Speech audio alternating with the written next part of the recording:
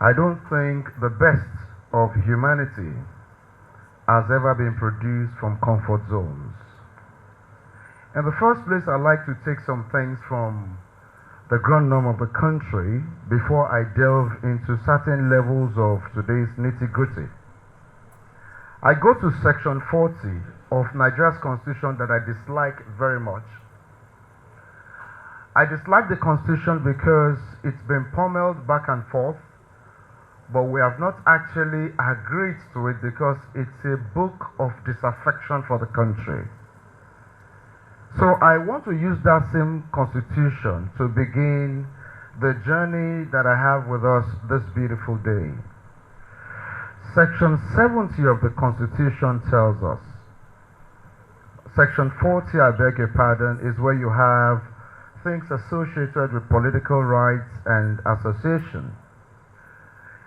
Every person shall be entitled to assemble freely and associate with other persons, and in particular, he may form or belong to any political party, trade union, or any other association for the protection of his interests, provided that the provisions of this section shall not derogate from the powers conferred by the Constitution on the Independent National Electoral Commission with respect to political parties to which that commission does not accord recognition. That's one part. Section 7 goes, the government of a state or a country here shall ensure that every person who is entitled to vote or be voted for at an election to House of Assembly shall have the right to vote and be voted for at an election to a local government council. And I read the last of the portions I have from section 7.2. Every citizen of Nigeria who has attained the age of 18 years, residing in Nigeria at the time of the registration of voters for purposes of election to a legislative house, shall be entitled to be registered as a voter for that election. On that account, I leave out everything that has to do with the Constitution. If you have a PVC, can you show me yours if you have it here? If you have a PVC, can you show me yours?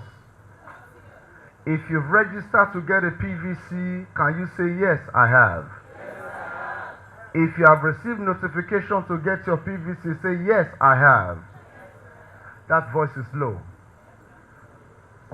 I'd like us to understand one thing here, that I have a responsibility to discuss youth voices, actions, engagements, building a better Nigeria.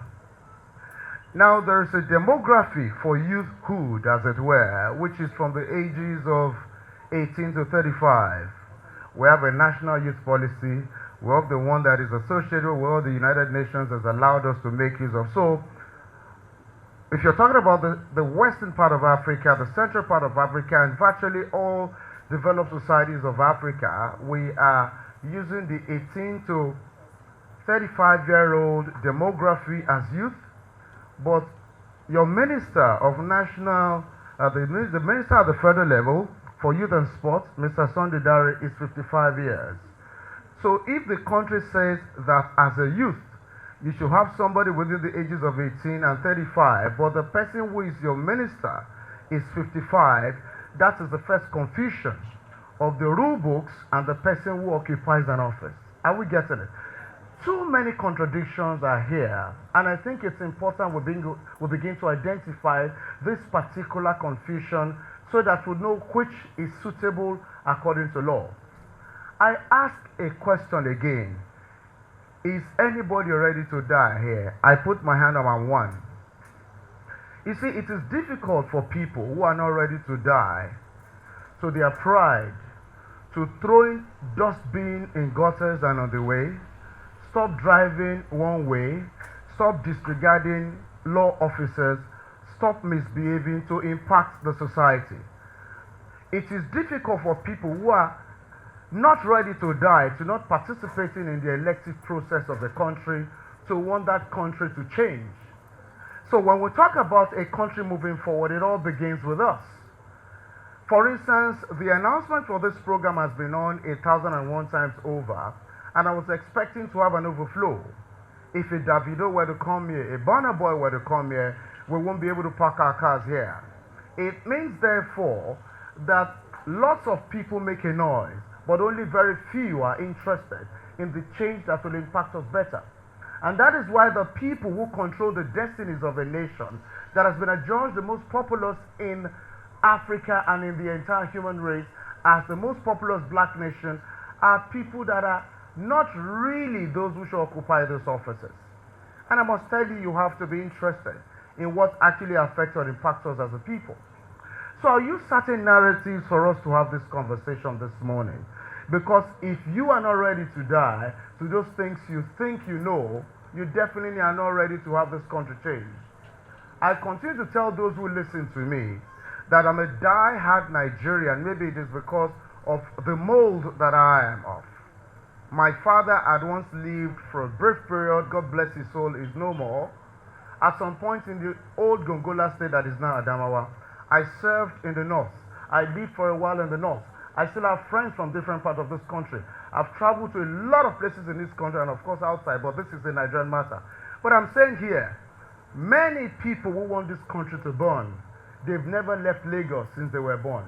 In fact, some of you were posted to some parts of this country, but your parents did 1, 2, 3, 4 and brought you back to Lagos. So your understanding of this country is so minimal that you rather have this country burn than this country thrive. And you do not also understand the dimensions of the skewed international policies that affect a lot of people when we talk about the most populous black nation in the world. So it therefore is convenient for Nigeria to burn than for us to fight one another, properly settle our problems, and have this country function for all. Don't forget we're talking about youth voices this morning. We're talking about action. We're talking about engagement. We're talking about building a better Nigeria. The first place I want to go to, I want to run to Tibet right now by words of mouth. And I want to talk a little bit about the Dalai Lama and how the people of Tibet in 1950, particularly when Tibet was occupied, and a particular document that has 7 items of 17 was put together for them to be what? An autonomous part of China. Tibetans were independent of China. Of course, for many years, China was pummeled by Japan. China was pummeled by a lot of the Middle Ages power, just because at some point in history, conquest matters for people to gain grounds. But in 1950, Tibet experienced what it doesn't like. And in fact, for people who know that the capital of Tibet is Lhasa, we have more ethnic Chinese living in the capital of Tibet today than Tibetans themselves. It means, therefore, that between 1950 and 1956, when Tibetans revolted, Tibetans were still under very cruel, manhandling of the People's Liberation Army, of course, the Chinese army. And that continued until 1956 when certain Tibetans said, we have to fight to secure certain things here because they believe that the Dalai Lama, who is the 14th Dalai Lama, is a spiritual leader for the people. And for people who understand world religions, you know that Tibetans are Buddhists essentially. They don't have the religions of the Orient are far different from the religions we have in this part of the world. So they felt if the Dalai Lama was captured, then the light of leadership for Tibet will never thrive. So what did they do? The few and weaker Tibetan army in 1956 had to fight the People's Liberation Army of the Chinese government so that they can create a passage for him to escape to where it's called India. And what did they do? They fought, they lost some of them, but what did they do? They protected their spiritual leader because they believe in the cause. This morning or afternoon, I don't know what time it is now, I want to ask you, what do you believe in? The people that were fewer in numbers, protected one man because they felt if they allow the Chinese people capture him, if they allow the Chinese people keep him under, that simply means that the Dalai Lama's absence could result in their death. Don't forget that you need to read white to understand how people feel. And that is why your knowledge of Christianity or Islam alone doesn't help you. I'm not saying you should become adherents of other religions. But if you do not have perspective of what other people believe, you will not know how your responses to such things are or should be. And it therefore creates a complex of ideas that affects people. India is about 1.3 plus billion. Majority of Indians are Hindu people. What do you know about that? How do you understand the philosophy of Indians such that when you are relating with them, you're able to place their relationship with you in context? China is over 1.4. Over 600 million Chinese are Buddhists. Over 300 million Chinese are into Chinese traditional religion. India has well over 900 million people that are Hindu. Over 200 million people in India are Muslims. How much of that do you understand? How are you able to place the context? Place in context these things that I say. You do not understand the philosophy of any country in the world if you do not know what guides them spiritually. I have referred to that to tell you why Tibetans, in their small number, have to fight their lives out to protect the spiritual leader, because capturing the Dalai Lama meant the death of those people. Has anybody watched Alphonse Choi? A movie years ago in which Eddie Murphy was in, The Golden Child. Some older people would have watched it. That gives you a little bit about who the Dalai Lama is. And what happened? They lost some of them. They protected the Dalai Lama. They created a passage for the Dalai Lama and saw that there was safety into India. And that is why the Dalai Lama doesn't live in Tibet till today. He lives where? He lives in India. Many people don't know why. Simply because they believe the person who is their light cannot be captured. I ask you this morning again, what do you believe in? Even in this country that many of us are clamoring and fighting for, do you even believe in this country? Because what you do not believe in is difficult for you to protect. What you do not believe in, it is difficult for you to fight for that thing. And this really is not about, I'm from this tribe or that. We need to develop a sense of patriotism for the land that supplies what keeps you going. I ask you again, is anybody ready to die? I put my hand up. If you are there, put your hands up. You're not ready for the change. Every food we've been eating died first before it grew. Come on, goodness gracious. Every rain that comes on our body, first of all, percolates us so that there could be evaporation for that process to take place. Don't you quite get it? The cotton from which your clothing are made are to die first as seed for it to grow to provide cotton for you. Is anybody ready to die today? Put your hands up. You still are not ready. The majority of people are not ready. The reality is we are a country that complains to high heavens, but the little sacrifices we refuse to make. I have worked in governments, federal, state, and I've worked in the private sector for years. The enemies of this country, to a great extent, are people who know how to manage things, but they deliberately refuse to do those things. So when I say, are you ready to die? Are you ready to die to your selfishness that will make you enter a public facility, destroy that public facility, and walk away thinking a spirit to take care of it? Are you ready to collect contracts from government and die to the fact that because you know people in high places, you don't leave that contract abandoned and go away with the money? Are you ready to die to stop driving against traffic? Are you ready to stop throwing pet bottles into drainages while you're in your cars? You see, the little things we don't give a hoot about are those things that matter most. For everybody who has lived in an area that is flooded, the primary reason was because people lived irresponsibly in those areas and dumped things in drainages. And when drainages are blocked and water covers tarred road, it damages those roads. And when there are potholes, you repair your vehicles often than you should. And when you repair your vehicles often than you should, you take money from where you shouldn't to repair it. So there are lots of subtractions from the things you understand. For every one of you who must die to the fact that in your office you know somebody that happens to be more competent, but because you do what people call chua-chua, you take a less competent person and supported that person because the person who happens to be more competent is not your friend. So you sacrifice somebody's competence and somebody's goodwill because of your personal interest. Those are the debts you need to start dying for now, those debts. So when I talk about debt here, because in our nature, our ability to sacrifice is limited, we just want things in comfort zones. Excuse me, it doesn't happen. So that's about the Dalai Lama. I want to run here to another place, and I'd like to go to Angola. Her name is Ada Nzinga, a warrior woman by all standards, that fought the Portuguese to a standstill. And in fact, for many years, Ada Nzinga, who happens to be a hero in today's Angola, let the whites and the Portuguese understand that you just cannot continue to take people captive as slaves.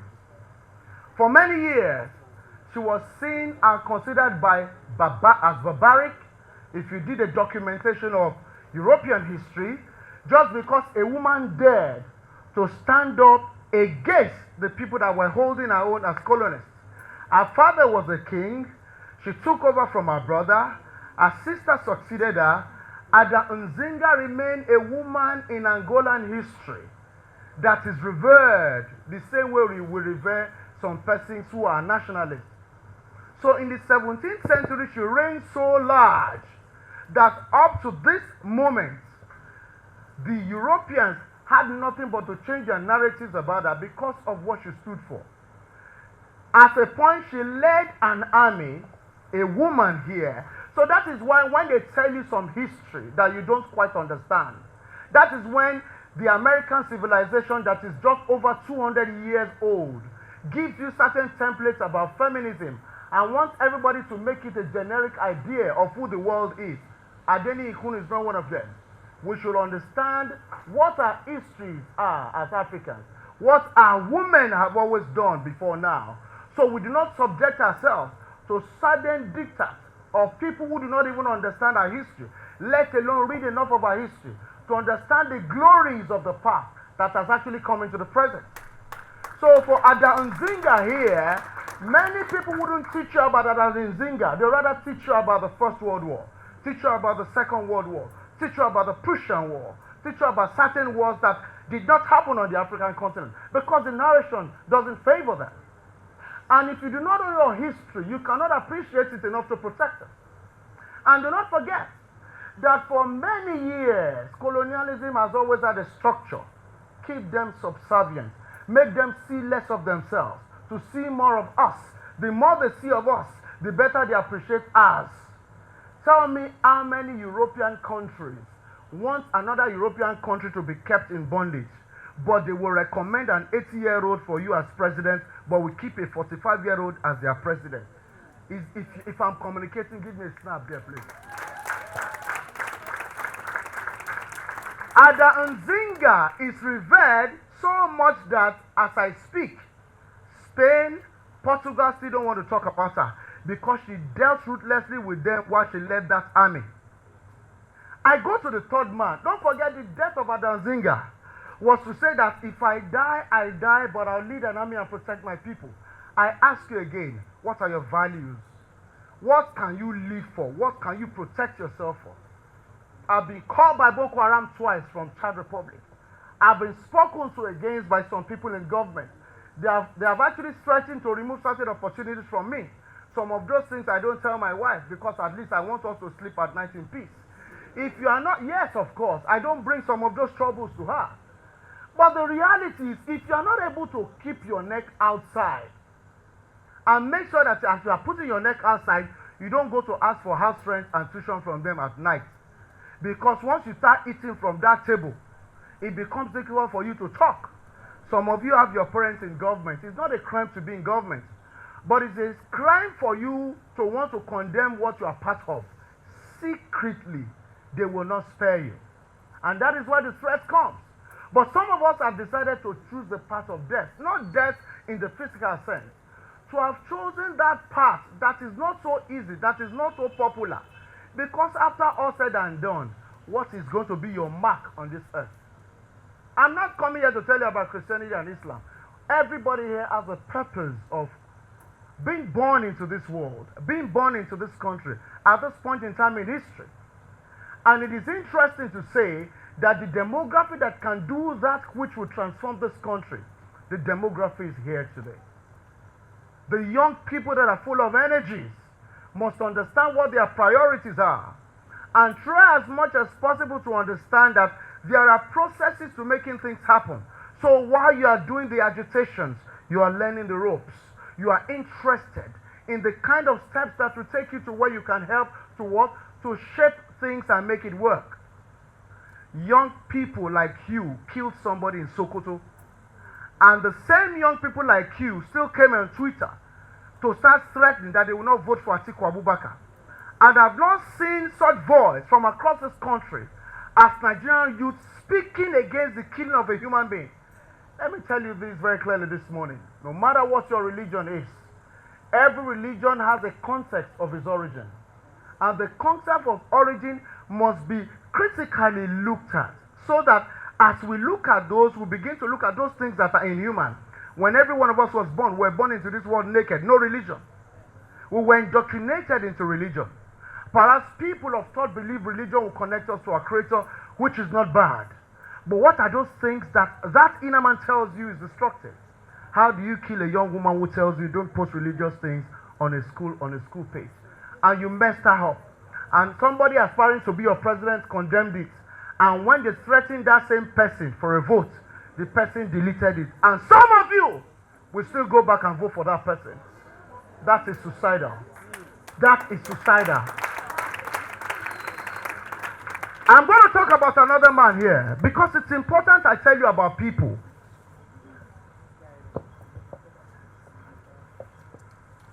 Those who have died, the people who have died, they died to certain things that people want to make popular. A man called Michael Moulton in the US in 1986 was accused of killing his wife. Listen very carefully to this. 1986, Michael Moulton was accused of killing his wife. And it happened on the morning of their wedding anniversary. He was married, they have a 5-year or 6-year-old son. And the night before, the night they celebrated their wedding anniversary, he actually wanted everything they've done for the day to be crowned with sex. But women and their interesting emotions, she just declined him. How do you have a wedding anniversary, for instance, and there's no lovey-dovey on the night of your wedding anniversary? But women, in their unpredictable nature, the man just said, okay, I love her regardless, and the woman slept. The man went to work at 5:30 in the morning, only for him to be called that the wife had been brutally murdered. Not just killed, brutally murdered. That is some of the experiences that I pray nobody here, including me, ever have. All of our lives. So for 25 years, the state of Texas, after he had stayed in prison for a while, wanted him to just admit that he was the one who killed his wife. And the man said, you've taken my life, taken everything I have. The only thing I have left is my innocence. I didn't kill this woman. And what the people took out of it was, he left a note for her and said, I love you and all of that, but I'm disappointed we didn't have sex.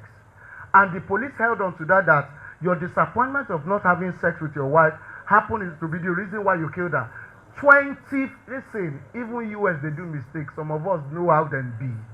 Even the US that you are dreaming of, that some of us have been to, that some of us know have sat with those you call whites who are actually salmons. That skin is not white. That's a white. This is white color. Stop calling Oyibo white. That's miseducation. Their skin color is salmon. That is the proper skin color. What I'm saying is, for 25 years, they kept telling this man, admit that you killed your wife. The man said, no, I can't admit to a crime I didn't commit. But in the course of it, because they also have what is called the Freedom of Information Act, the defense attorney and everybody kept saying, no, we really need to have this information. They found a bandana. But the bandana they found was actually discovered, I think, days later, or about a few months after they killed Michael Moulton's wife. They found that another person was killed in the same manner, also within the Texas region. So they were able to get a bandana, So they now did DNA samples. I'm saying 25 years, a man was incarcerated and saying, no, I cannot admit to what I didn't do. That's the only thing I have left. They took the son from him. But there was certain piece of information. That is why when we talk about certain legal things also, we should pray that some things come out early. The little boy saw the person that killed his mother